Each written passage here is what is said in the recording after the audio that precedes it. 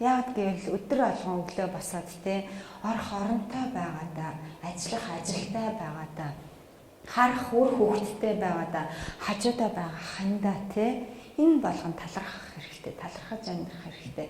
Ийм юмыг амсхан битэл мөрөөдөж бүтэхгүй тийм амьдрал цагаурчин зөндөө байна. Тийм болохоор бид нар үргэлж хазайна талархах хэрэгтэй. Тэгэд бас манай эмэгтэйчүүдийн нэг асуудал нь болохоор үргэлж өөрийгөө голж идэг. Үгүй бити хизээж өөрийгөө хүн голж болохгүй. Яагаад гэвэл хүн би танараас нэг хоёр асуулт асууя л та. Дэлдэн байсан дээр үү? Аль эсвэл дүлий байсан дээр үү? Дэлдэн байсан дээр шүү дээ. Дэлдийгэт ч гэсэндээ орчлонд заяа юм сонсоод явж исэн дээр. Сохор байсан дээр үү? Долор байсан дээр үү? Сохор байсан дээр үү? Долор байсан дээр үү? Долиот ч болсон дээ. Юм хараад явж исэн дээр элгүү дээ тий. Сохор бол яах юм бэ? Юу ч харахгүй штэ.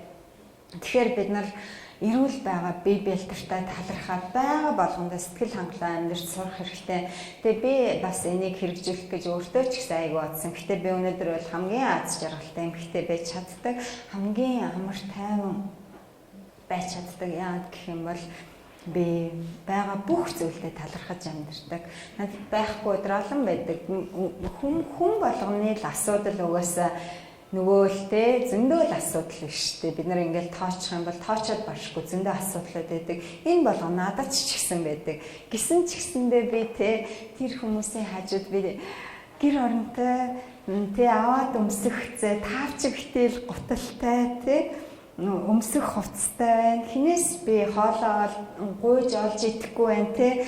Талхаа олоод идчихдэг бол сэтгэл өдрөгтэй толгой тэнгээр явах хэрэгтэй гэдэг үг байдаг ш. Тэр шиг үргэлж сэтгэл хангалуун амьдардаг, байгаа бүхэндээ би талархаж амьдардаг.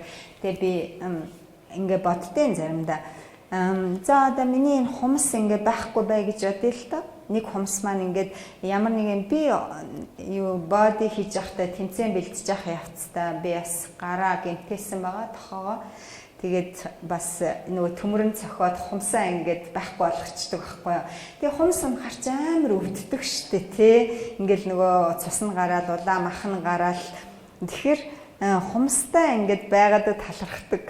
Яг тэрэн шиг хүний амьдралын тий 96% нь болохгүй байсан ч гэсэн 4% нь л байгаа бол 4% яагаад анхаарал хандуулаад тэрэндээ талархаж болохгүй гэж бидний амьдрал талархах зүйл зөндөө байдаг. Өөр хөөхөд, эр нөхөр те гэр орон. Тэр хятад метцэр чинь өдөр болгон амьдралынхаа турш тэр нөгөө вокзал дээр те автобусны буудлын дээр хоног төөрүүлээ л амьдарч байгаа хүмүүс зөндөө биш. Саяхан би Таиланд явсан л та. Тэгээд би 78-тай эмээтэй би айгүй найз болсон. Тэр эмээ болохоор миний үнээр бас амьдралд хэрэгтэй, миний олж мэдээгүй тэр зөвлөгөөнүүдийг надад өгсөн. Тэр эмээ надад ярьж исэн үргэлж хов заяанда талархаж амьдраарай гэд. Тэгээ тэр эмээ болохоор 78 хүртлээ ерөөсөө гэр орон байгаагүй. Дандаа ийм нэг жижигхэн одоо яг энэ булан шиг ийм жижигхэн зөвхөн унтгал хэмжээний тийм юм түрээсэлж амьдардаг. Насаараа тэгж амьдарсан гинэ. Тэгсэн мөртлөө заяа миний амьдралдаа харж байгаагүй хизээч харж байгаагүй тийм баяр хөөртэй эмхтэй. Тэгээ дотоод сэтгэл нь мангар ийм юу хүчирхэг айгүй мундаг эмхтэй. Тэгээ тэр эмээгээс надад сурах юм маш их байсан. Тэгээ би тэр эмээд ч гэсэндээ үнэхээр талархаж байна. Одоо бас ингээд та бүхэндээ хуваалцж байгаа ч гэсэндээ. Тэгээд хэрвээ бид нар те 78 хүртлээ орох оронгоо вокзалын сандал дээр үргэлж унтаад те хаа таарлцсан газараа усанд ороод тэр эмээ шиг нэг булан түрээслээд ингээд амьдарч ирсэн бэл бид нар яах юм бэ? Үгүй штэ. Бүгдэнд нь те аюу гой хувь заяа байгаа. Монгол хүмүүс л аюу хувь заяатай хүмүүс юм бэлээ.